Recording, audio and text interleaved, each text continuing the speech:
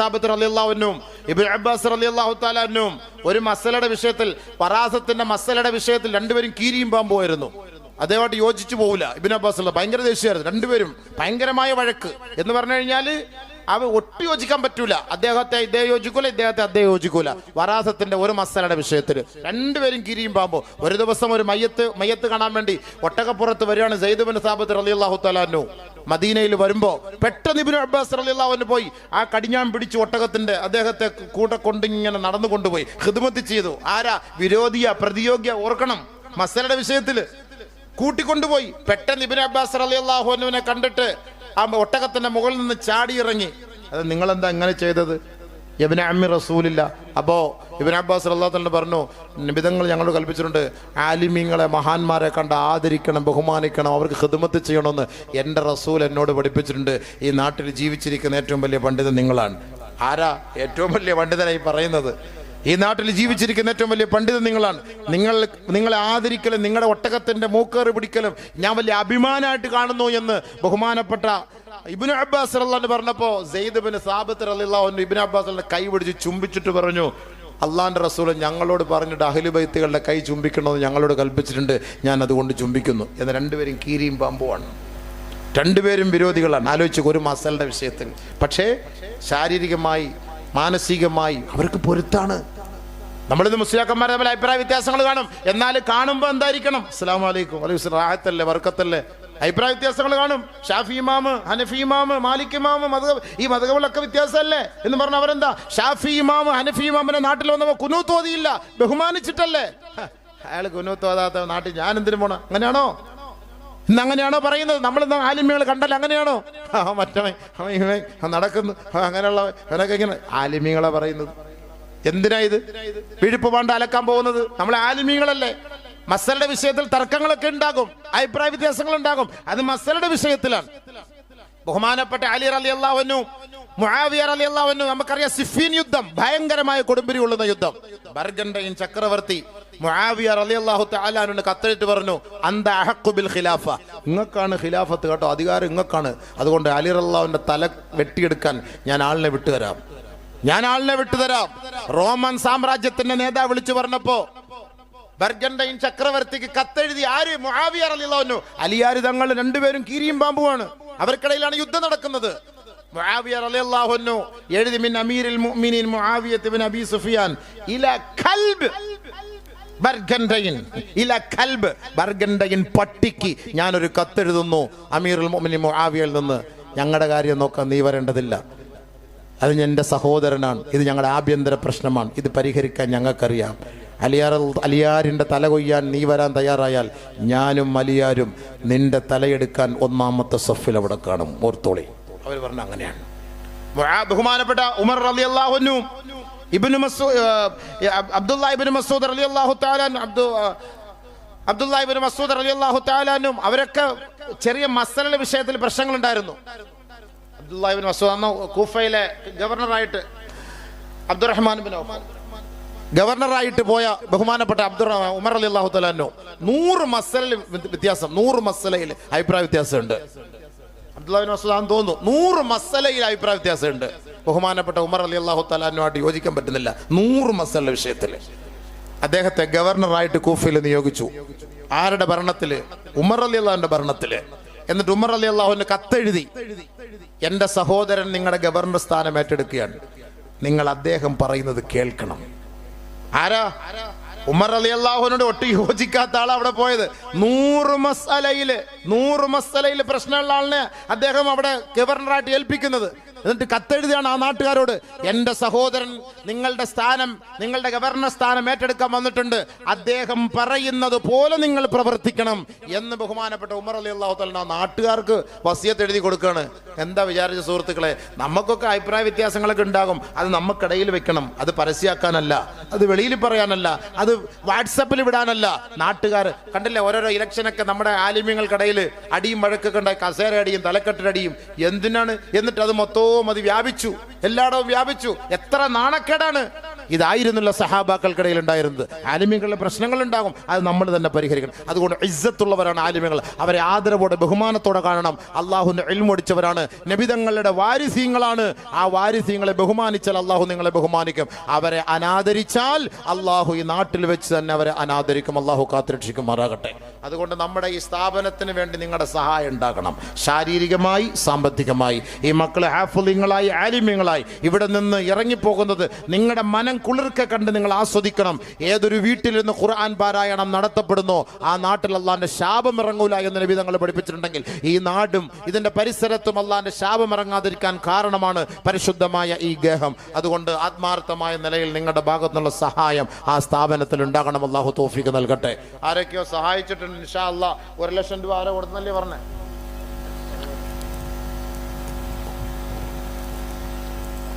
ബഹുമാനപ്പെട്ട നമ്മുടെ വയ്യം ഉസ്താദ്, അള്ളാഹു ആഫിയത്ത് ആരെയും കൊടുക്കട്ടെ. ഇതിൻ്റെയൊക്കെ മിഥില സഭ അദ്ദേഹത്തിൻ്റെ കുടുംബത്തിൻ്റെയും മാതാപിതാക്കളും ഖബറിലേക്ക് അള്ളാഹു എത്തിച്ചു കൊടുക്കുമാറാകട്ടെ. അള്ളാഹു പരിപൂർണമായ ആഫിയത്ത് ദീർഘകാലം ദീനിന് വേണ്ടി ഖിദ്മത്ത് ചെയ്യാൻ ദഅവത്ത് ചെയ്യാനുള്ള ഭാഗ്യം അള്ളാഹു കൊടുത്ത് അനുഗ്രഹിക്കുമാറാകട്ടെ. നമുക്ക് ഈ സ്ഥാപനം ഇത്രയും പണി കഴിപ്പിക്കാൻ വേണ്ടി ഇതിനു വേണ്ടി പരിശ്രമിച്ചവർ അള്ളാഹു നീ അവരെ നീ അനുഗ്രഹിക്കണേ പടച്ചവനെ. അവർക്ക് ആഫിയത്ത് ആരോഗ്യം ദീർഘായുസ്സ് സലാമത്ത് നീ കൊടുക്കണേ പടച്ചവനെ. എല്ലാ മുസീബത്തുകളിൽ നിന്ന് രക്ഷിക്കണേ പടച്ചവനെ. എല്ലാ ആപത്തുകളിൽ നിന്ന് രക്ഷിക്കണേ പടച്ചവനെ. ഇനി കുറച്ച് കടമുണ്ട്. എത്ര കടമുണ്ടെന്നാ പറഞ്ഞേ? കുറച്ച് കടം നമ്മുടെ ഈ കെട്ടിടം കെട്ടിയതുമായിട്ട് ബന്ധപ്പെട്ടുണ്ട്. ഇൻഷാ അല്ലാഹ് ഒരു ജാരിയായ സദഖയ നമ്മളാൽ കഴിയുന്നവർ ഇവിടെ ഇരുന്നുകൊണ്ട് ചെറിയ നമ്മൾ ഉസ്താദ്മാരെ കൊണ്ട് ഒരു ചെറിയ ഒരു 5 മിനിറ്റിൽ ഒരു സഹായം, 5 മിനിറ്റ് ഇൻഷാ അല്ലാഹ് ഒരു 10,000 രൂപ വീതം. അൽഹംദുലില്ലാഹ് നമ്മുടെ മദ്രസയ്ക്ക് വേണ്ടിയാണ്, ഇൽമിന്റെ ഗേഹത്തിനാണ്. അല്ലാഹ് നാളെ ഈ സദഖ ഒരു ജാരിയായ സദഖയായി എൻ്റെ ഖബറിലേക്ക് നീ അത് കൊണ്ടെത്തിക്കണേ പടച്ചവനെ എന്നുള്ള നല്ല നീയത്തോടു കൂടി നമ്മുടെ മരണപ്പെട്ട വാപ്പാക്ക് വേണ്ടി ഉമ്മാക്ക് വേണ്ടി നീയത്ത് ചെയ്തിട്ട് അൽഹംദുലില്ലാഹ് ഈ മജ്ലിസിൽ നിന്ന് പറയുന്നവർക്ക് ഒരു ദുആ ഒന്ന് കൈവൊക്കെ ബിസ്മിയും പറഞ്ഞ് അൽഹംദുലില്ലാഹ് നമ്മളാൽ കഴിയുന്നവർ ഇവിടെ ഇരിക്കുന്നവർ അത് നിങ്ങൾ നാളെ കൊടുക്കേണ്ട. പിന്നീട് ഇൻഷാ അല്ലാഹ് ഷാഫി ഉസ്താദുമായി ബന്ധപ്പെട്ടാൽ മതി. ചോദിക്കാനും പറ്റൂല, അടിക്കാനും പറ്റൂല. ഉടനെ പോയി നേരെ വാപ്പടുത്ത് പറയും. വാപ്പ അവിടെ ചൈൽഡ് ലൈനിൽ വിളിച്ച് പറയും, ആള് വരും, ഉസ്താദിനെ പൊക്കിക്കൊണ്ടുപോകും. അപ്പോൾ ഉസ്താദിനെ പൊക്കിക്കൊണ്ടുപോകുന്ന വലിയ സന്തോഷത്തോടെ ഇരിക്കുകയാണ്. നാട്ടുകാർക്കും ഭയങ്കര സന്തോഷമല്ലേ? അങ്ങനത്തെ ഒരു സാഹചര്യമാണ്. അതുകൊണ്ട് ഈ കൗമ നന്നാവൂല, ശാപം പേറിക്കൊണ്ടിരിക്കുകയാണ്.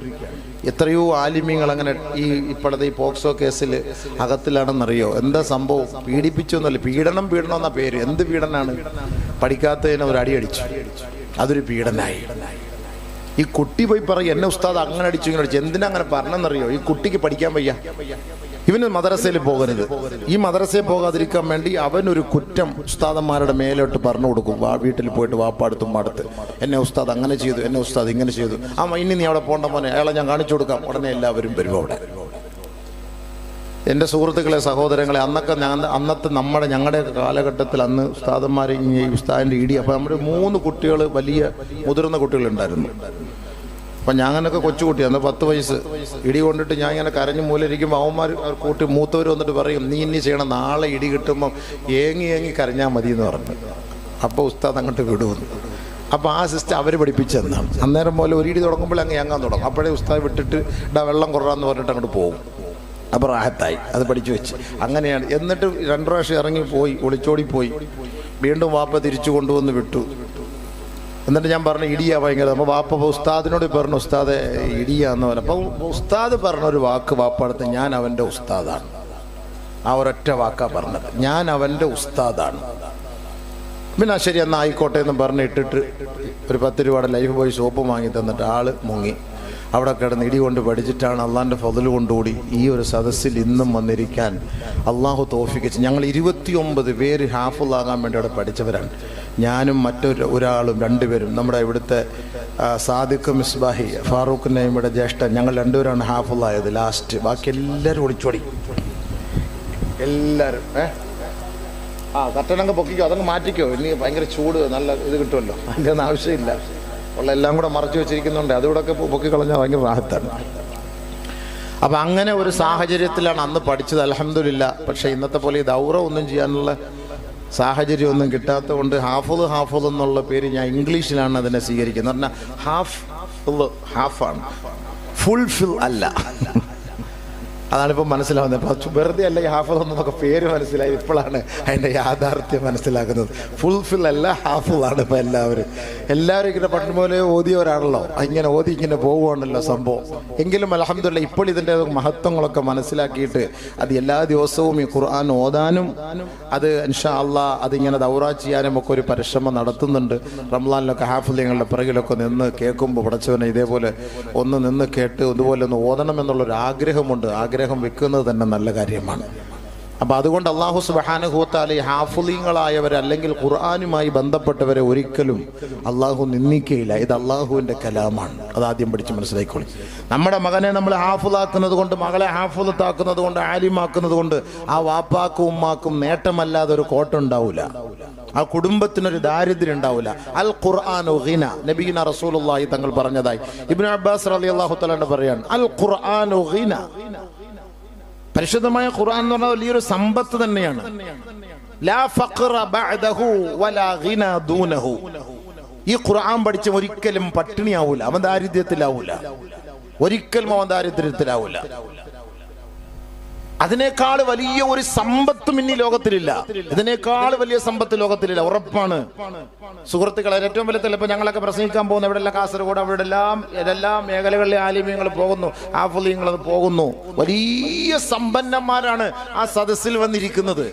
അവരെത്ര വലിയ ബഹുമാന ആദരവ് നൽകുന്നെന്നറിയോ? ഇതിനേക്കാൾ വലിയൊരു സമ്പത്തില്ല എന്ന് അല്ലാഹു തആല അവരെ മനസ്സിലാക്കി കൊടുത്തു. എത്ര വലിയ സമ്പന്നന്മാരാണെങ്കിൽ തന്നെയും ഹാഫിളീങ്ങൾ ആലിമീങ്ങൾ വരുമ്പോൾ അവരോട് കാണിക്കുന്ന ആദരവും ബഹുമാനവും ഭയങ്കരമാണ്, വലുതാണ്. എന്തുകൊണ്ടാണ്? വലാ ഗിന ദൂനഹു. ഇതിനേക്കാൾ വലിയൊരു സമ്പത്ത് ലോകത്തിലില്ല. പരിശുദ്ധമായ ഖുർആനിനേക്കാൾ വലിയ ഒരു സമ്പത്ത് ലോകത്തിലില്ല. മാതാപിതാക്കൾ ഈ മക്കളെ ഹാഫിളീങ്ങളാക്കി ആലിമീങ്ങളാക്കി നാളെ അള്ളാഹുവിന്റെ ദർബാറിലെത്തുമ്പോൾ അവരുടെ കൈക്ക് പിടിച്ച് സ്വർഗത്തിൽ കയറാൻ അള്ളാഹു അവർക്ക് കൊടുക്കുന്ന ഒരു അനുവാദം. ആ ഹാഫിളിന്റെ വാപ്പവ ഉമ്മവ ഇന്നിവിടെ ഇപ്പൊ ഹാഫിളീങ്ങളുടെ മാതാപിതാക്കളൊക്കെ അവിടെ അടുത്തിരുത്തിയിട്ട് ഈ കുട്ടികളെ കൊണ്ടുവന്ന് ഖുർആനിന്റെ അവസാന ഭാഗം ഓതി കേൾപ്പിച്ചിട്ട് അവരെ ഒന്ന് സന്തോഷിപ്പിച്ച് അവരെ ഒന്ന് ആദരിച്ചു വിടുമ്പോ ഭൗതികമായി ദുനിയാവിൽ നമുക്ക് എന്ത് സന്തോഷമാണ്.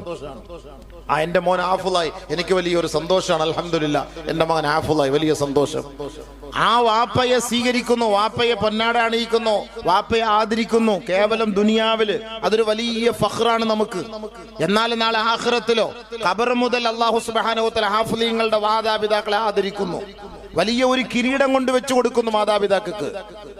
എന്തിനാണെന്ന് അവർ ചോദിക്കുന്നു. എന്തിനാണ് എനിക്ക് ഇത്രത്തോളം കിരീടം? ഞങ്ങൾ ഇത്രത്തോളം അമലുകൾ ചെയ്തിട്ടില്ലല്ലോ. എന്തിനാണ് ഞങ്ങൾക്ക് ഇത് അണിയിക്കപ്പെടുന്നത്? ഉടനെ ചോദ്യം, അതിന് മറുപടി എന്താണ്? നിങ്ങൾ വലിയ അമലൊന്നും ചെയ്തിട്ടില്ല, നിങ്ങൾ വലിയ പാണ്ഡിത്യമുള്ളവരൊന്നുമല്ല, പക്ഷെ നിങ്ങളുടെ മക്കളെ നിങ്ങൾ ഖുർആൻ പഠിപ്പിച്ചില്ലേ? നിങ്ങളുടെ മക്കളെ നിങ്ങൾ ഖുർആൻ പഠിപ്പിച്ചതിന്റെ പേരിൽ അല്ലാഹു സുബ്ഹാനഹു വ തആല നിങ്ങൾക്ക് തരാൻ ഞങ്ങളുടെ കൈകളിൽ ഏൽപ്പിച്ച ആ ഒരു ആദരവാണ്, ആ ഒരു കിരീടമാണ് ഇത് എന്ന് നാളെ ഹാഫിളീങ്ങളായ മാതാപിതാക്കൾക്ക് വേണ്ടി അല്ലാഹു തആല നൽകുന്ന ആ ഒരു സമ്മാനം ഏറ്റെടുത്തുകൊണ്ട് അവരുടെ മുന്നിൽ പറയപ്പെടും അത്രേ.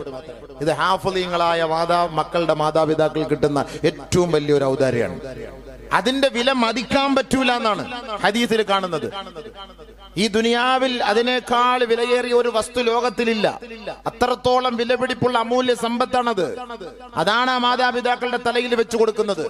എന്താ കാരണം? ഒരേ ഒരു കാരണം, നിന്റെ മകനെ നീ ഖുർആൻ പഠിപ്പിച്ചു.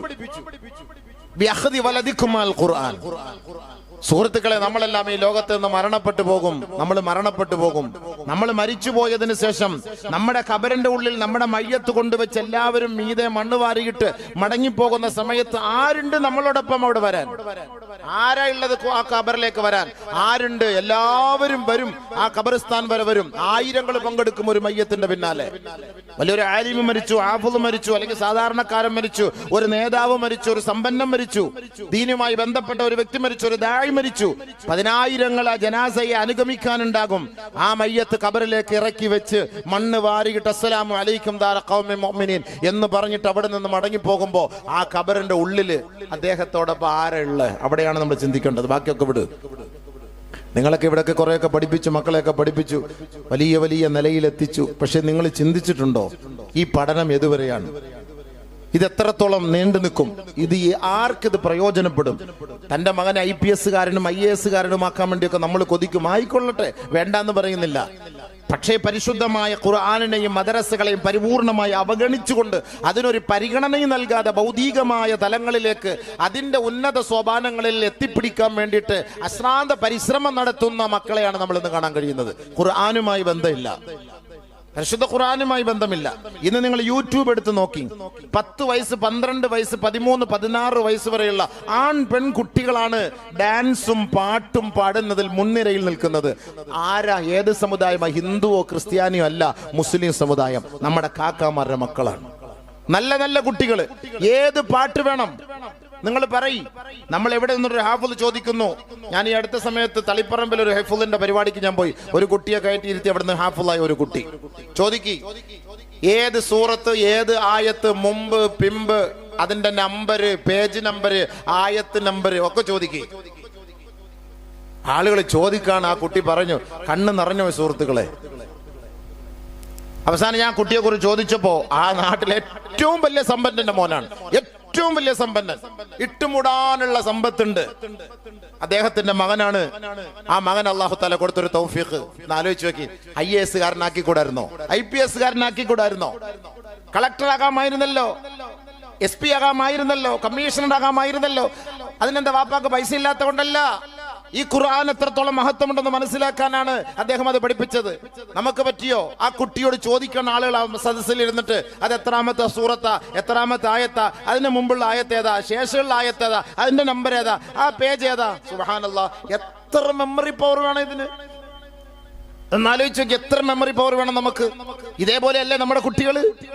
ഇതേപോലെയാ ചോദിക്കുന്നത്. ഏത് പാട്ട് വേണം, ആര് പാടിയത് വേണം, ഏത് സിനിമയില് വേണം, അത് പാടുകയാണ് പരസ്യമായിട്ട് നിന്ന് നമ്മുടെ മക്കൾ.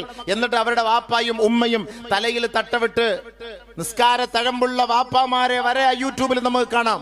നിസ്കാര തഴമ്പുള്ള വാപ്പാമാരടക്കം ഈ മക്കളെ പാട്ട് പാടിപ്പിച്ച് സന്തോഷിപ്പിച്ച് കൈയടിച്ച് ആളുകളുടെ മുന്നിൽ ഡാൻസ് ആടി മ്യൂസിക് അടിച്ച് പാട്ട് പഠിപ്പിക്കാനും അതിലൂടെ ഫഖ്ർ, അതിലൂടെ ഭയങ്കരമായ പ്രൗഢി, അന്തസ്, അഭിമാനം ആഗ്രഹിക്കുന്ന നാണം കെട്ട മാതാപിതാക്കളെ നമുക്കിന്ന് കാണാൻ കഴിയും. അല്ലാഹു അവരിൽ തൊട്ട് നമ്മളെ കാത്തിരക്ഷിക്കട്ടെ. എന്താ ഇതിൽ അഭിമാനമുള്ള? 14 15 വയസ്സുള്ള 16ന്റെ ചൊറുക്കുള്ള പെണ്ണിന് അർദ്ധനഗ്നകൾ എന്ന് വേണം നമുക്ക് പറയാൻ. അർദ്ധനഗ്നകളാക്കിയിട്ട് അവരുടെ അവയവങ്ങൾ പ്രദർശിപ്പിക്കപ്പെടുന്ന നിലയിലാണ് പരസ്യമായി നിർത്തിയിട്ട് ഡാൻസും പാട്ടും അടിച്ച് പാട്ട് പാടിപ്പിച്ച് പൈസ വാങ്ങുന്നത്. അതിന് റീച്ച് കിട്ടാൻ വേണ്ടി, വ്യൂസ് കിട്ടാൻ വേണ്ടി, ആ യൂട്യൂബിൽ നിന്ന് കിട്ടുന്ന നക്കാപ്പിച്ച് തിന്നാൻ വേണ്ടിയിട്ട് ഈ മാതാപിതാക്കൾ ഈ മക്കളെ അതിന്റെ മുന്നിലേക്ക് കൊണ്ടുവരികയല്ലേ.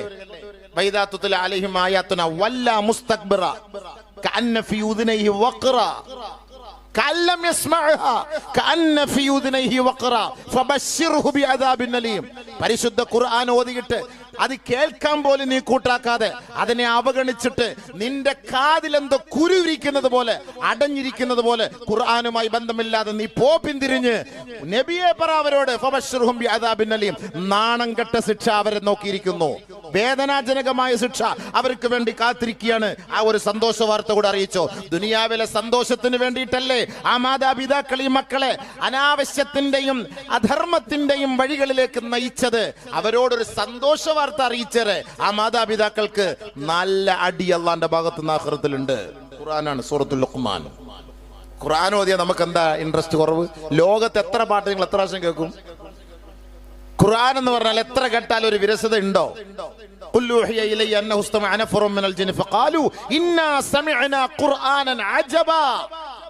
ഈ അജബ് എന്ന് പറയുന്ന ഈ ഒരു ഖുർആൻ ലോകത്ത് ഖുർആൻ അല്ലാതെ വേറെ ഏതിന് പറയാൻ പറ്റും? ഇതൊരു അത്ഭുതം തന്നെയാണ്. ഇന്നാ സമിഅന, ഞങ്ങൾ ഇത് കേട്ടതാണ്. ജിന്നുകൾ വന്ന് പറയാണ്,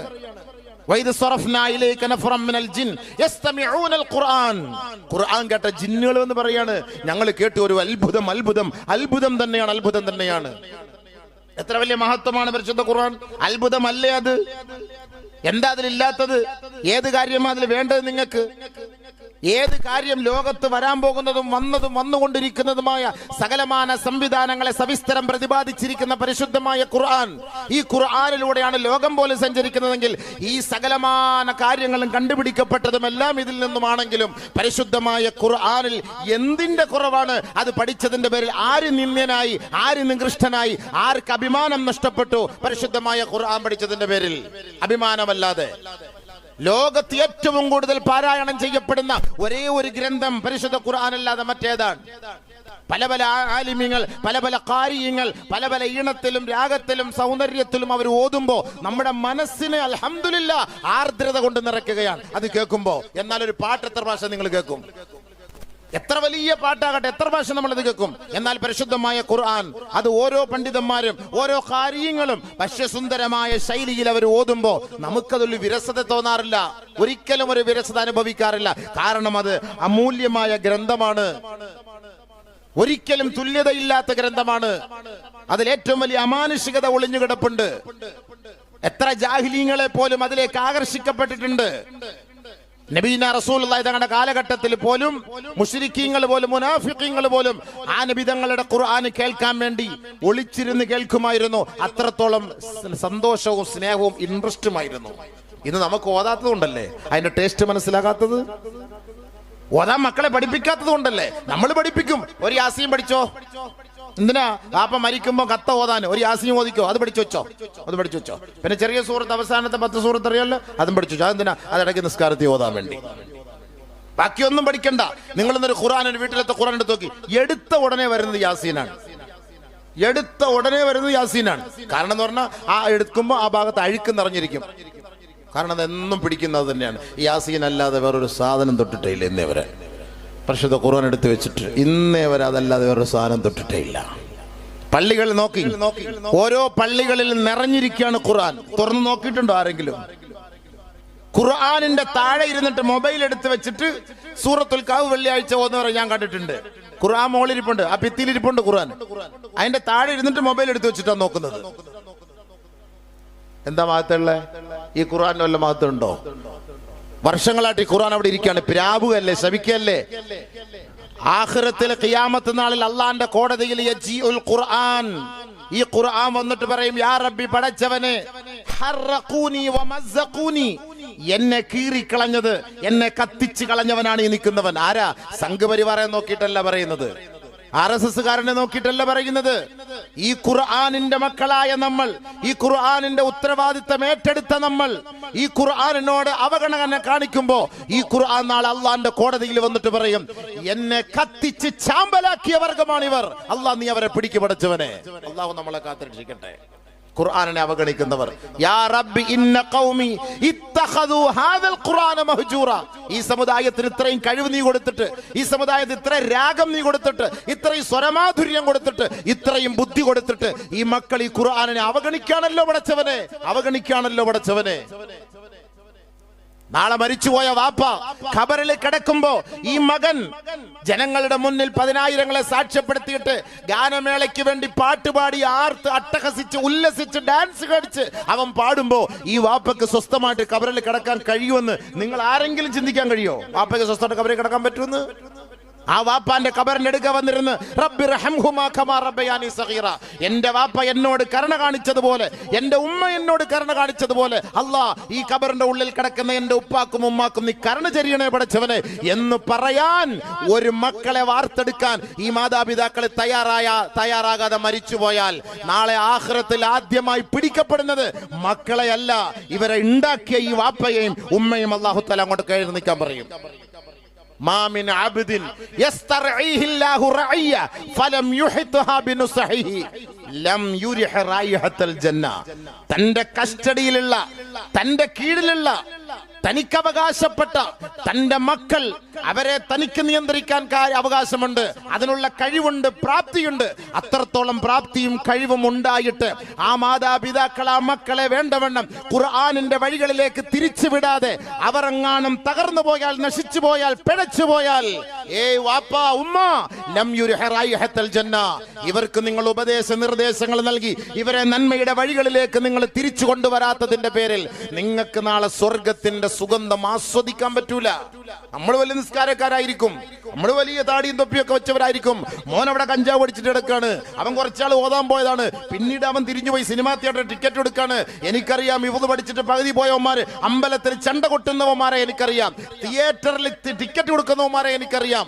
ഓർത്തുകൊള്ളുക സഹോദരങ്ങളെ, പരിശുദ്ധ ഖുർആനിനെ വേണ്ടവണ്ണം ബഹുമാനിക്കാത്തതിന്റെ പേരിൽ, ആദരിക്കാത്തതിന്റെ പേരിൽ അവനെ അല്ലാഹു ദുനിയാവിൽ അനാദരിക്കുന്നു, നിന്ദിക്കുന്നു എന്നതിന്റെ ഏറ്റവും വലിയ തെളിവാണ് ചെണ്ട കൊട്ടാൻ പോകുന്ന പരിശുദ്ധ ഖുർആൻ പഠിച്ചവന്മാര്. അതുകൊണ്ടാണ് ഖുർആൻ ചിലർക്ക് ഗുണമുണ്ടാക്കും, ചിലർക്ക് നാശത്തിലേക്ക് കൊണ്ടെത്തിക്കും. ഫമൻ ജഅലഹു അമാമഹു ഖാദഹു ഇലൽ ജന്ന. നമ്മുടെ മുന്നിൽ ഇമാമായിട്ട് ഖുർആനെ നിർത്തിയാൽ ആ ഖുർആൻ നിന്നെ നേരെ സ്വർഗ്ഗത്തിൽ കൊണ്ടുപോകും. ഫമൻ ജഅലഹു ഖൽഫഹു സാഖഹു ഇലന്നാർ. ആരാണോ ഖുർആനിനെ പുറകിൽ നിന്ന് നിർത്തിയിരിക്കുന്നത്, നമ്മൾ ഖുർആനിന്റെ ഇമാമായിട്ട് നിന്നാൽ ആ ഖുർആൻ നിന്നെ തള്ളി തള്ളി തള്ളി നേരെ നരകത്തിൽ കൊണ്ടെത്തിക്കും. അല്ലാഹു കാത്തുരക്ഷിക്കട്ടെ. വൈലുൽ ലി ഔലാദി ആദമ മിൻ ആബാഇഹിം. മാതാപിതാക്കളെ നിങ്ങൾക്ക് നരകം. ഏത് മാതാപിതാക്കൾ? ലാ യുഅല്ലിമൂനൽ ഖുർആന വൽ ഫർള വൽ അദബ. തന്റെ മക്കൾക്ക് ഫർള്, അദബ്, ഇസ്ലാമിക സംസ്കാരം, ആശയ, ആദർശം എന്തെന്ന് പഠിപ്പിച്ചു കൊടുക്കാതെ, ഖുർആൻ എന്തെന്നും മനസ്സിലാക്കി കൊടുക്കാത്തതിന്റെ പേരിൽ ഫയൻഷഊന ജുഹാല, അവർ ജാഹിലീങ്ങളായി അധപ്പതിച്ചു പോയെങ്കിൽ, പാട്ടിന്റെയും കോലത്തിന്റെയും ഉത്സവത്തിന്റെയും ഡാൻസിന്റെയും പിന്നാലെ ഈ മക്കൾ പിഴച്ചു പോയാൽ, ഫയൻഷഊന ജുഹാല, അവർ ജാഹിലീങ്ങളായി അധപ്പതിച്ചു പോയാൽ, അനബരിഉം മിൻ ഹൗലാ, നബിയുനാ റസൂലുള്ളാഹി തങ്ങൾ പറഞ്ഞു, അത്തരത്തിൽപ്പെട്ട ആളുകളിൽ നിന്ന് ഞാൻ ഒഴിവാണ് കേട്ടോ. നാളെ ആഖിറത്തിൽ എന്നെ വന്ന് കണ്ടിട്ട് എന്നെ ശഫാഅത്ത് ചെയ്യണ നബിയെ, എന്റെ മക്കൾക്ക് വേണ്ടി ഒന്ന് ശഫാഅത്ത് ചെയ്യണ നബിയെ. അങ്ങനെ ഒരു വാപ്പായി ഉമ്മായി എന്നെ കാണാൻ നാളെ വരരുത്. ലാ ഉൽഫിയന്ന അഹദക്കും യജിഉ യൗമൽ ഖിയാമത്തി യാ റസൂലല്ലാഹ് അഗിസ്നി, ഞങ്ങളെ ഒന്ന് സഹായിക്കണേ എന്ന് പറഞ്ഞിട്ട് നാളെ എന്റെ മുന്നിൽ വരാൻ പാടില്ല, ഞാൻ അവനിൽ നിന്ന് ഒഴിവാണെന്ന് നബിയുനാ റസൂലുള്ളാഹി. മാതാപിതാക്കൾ ചിന്തിച്ചോളി, മാതാപിതാക്കൾ ചിന്തിച്ചോളി.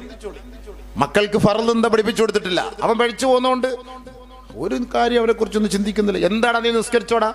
സ്കൂളിൽ നിന്ന് സ്കൂൾ വിട്ടു വന്നു, 4 മണിക്ക് കുട്ടികൾ സ്കൂളിൽ വന്നു, സ്കൂൾ കഴിഞ്ഞ് വീട്ടിൽ വന്നു. ഈ ഇരിക്കുന്ന വാപ്പാമാരോ ഉമ്മമാരോ അസർ നിസ്കരിക്കടാ പെട്ടെന്ന് ആര് പറയും?